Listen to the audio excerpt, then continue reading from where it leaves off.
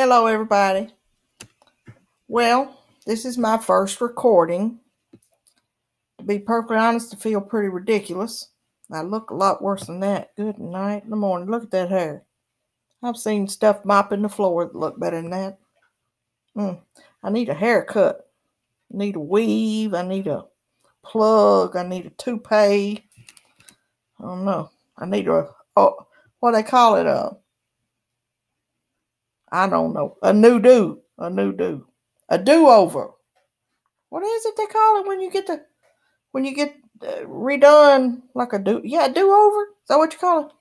Whatever it is, I need one or two or three. Look, at least you can't see the gray. It does look blonde in this light.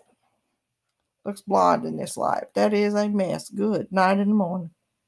Well, I told my son that I was going to make a recording, and he laughed at me. I told him that was all right. It's all right. He didn't have any faith in me.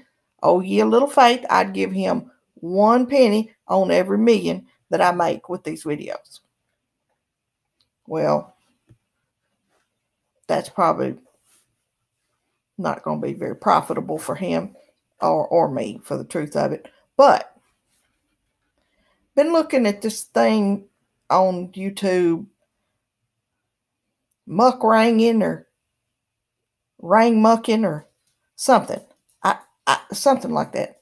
And what it is, in case you haven't been exposed to it yet, is people eating and talking while they're eating to you, the viewer. When I heard about it, I thought that is undoubtedly the most ridiculous thing I've ever heard of in my life. What do you think I just got finished doing?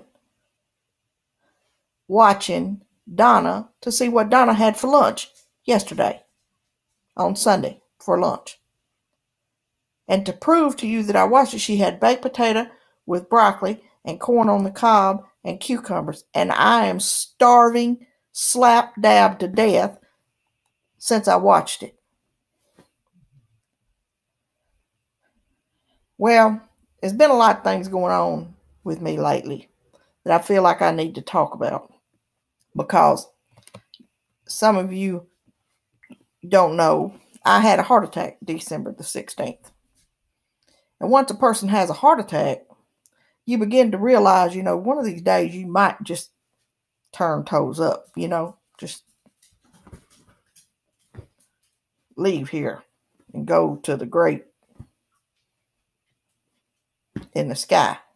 So I'm thinking, is there anything that I want to say just in case, or inevitably, I'm going to croak at some point.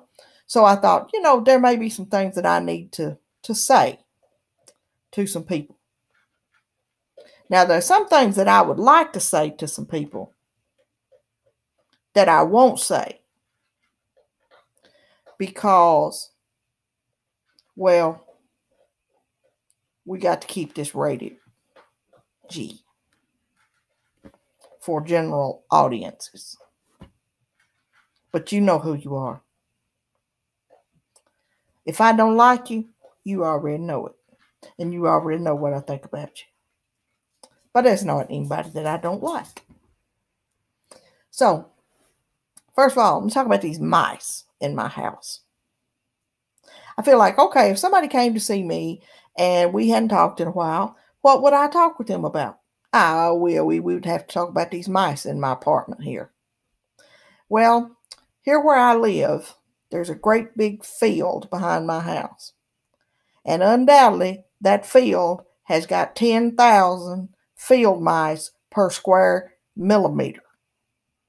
And every one of them relocated into my little apartment this winter. And I'm going to tell you, I was miserable. I'm terrified of them. I don't care if they're the size of a roach or the size of a cat. I don't like them. So was scared to go in my kitchen. I was scared to go in my bathroom. So I have been miserable all winter. Well, first thing, I put out poison. Well, the things are dying all over. They're dying in my antique cabinet, which is my favorite piece of furniture. I'm like, I got a whole house full of crap here that ain't worth throwing out to the road, and they won't die in it. They all want to pile up and die in there in my antique cabinet, which is my favorite thing that I own. So I guess they did that just to irritate me. I don't know. But then, to add insult to injury, my good neighbor, Keith, he goes and gets some sticky pads, and he's like, this'll take care of this. We'll put these sticky pads out. Well, last Sunday morning, I go to start getting ready to go to church. Well, the sticky pads had been out less than 24 hours. Well, I'm in there, and I'm trying to commence to getting ready to go to Sunday school. Well, all of a sudden, I hear in that closet behind me. And I'm thinking, what in the cat hair is that? Then the thing started squealing and crying and carrying on. You never heard the like a racket. And I hate a mouse. But that little thing was crying, and it broke my heart. Now, if it wasn't for blowing a hole in the floor, I would shoot it with the .380 just to put it out of its misery. But it would blow a hole in the floor, and it was right next to the hot water heater, and there was just several reasons why that wasn't a good idea. So I just left that thing in that closet. Well, then later in the day, Adam comes over, and I tell him, you get to get in there, get that mouse out of that closet. So he goes in there, and I tell him, my son, don't mess with me with that mouse now. You know I'm afraid of him. Don't mess with me with that mouse. Well, he goes in there. He gets the mouse. He comes out. He takes it outside. He said, it was a big mouse. It wasn't a field mouse. It was a big mouse. I said, like a big house mouse? He's like, a big house mouse. I'm thinking, oh, crap. I can't live in here with these mice. Just can't do it. Now, I got 3 sticky pads that I put in my antique cabinet, and all of them are missing. These mice have come in here and stole my sticky traps. Now, these are some bad mice. You see, you know that one mouse can't tote no sticky trap. So I'm thinking, how many of them did it take to tote them sticky traps off? And where did they go with them? They're probably somewhere looking around laughing at me because they got my sticky traps. I'm telling you, I'm going to get me some starving cats and bring them in here and turn them loose. Because I got a worthless dog who does not mouse. He barely picks up food out of his bowl. And he wouldn't do that if it wasn't soft.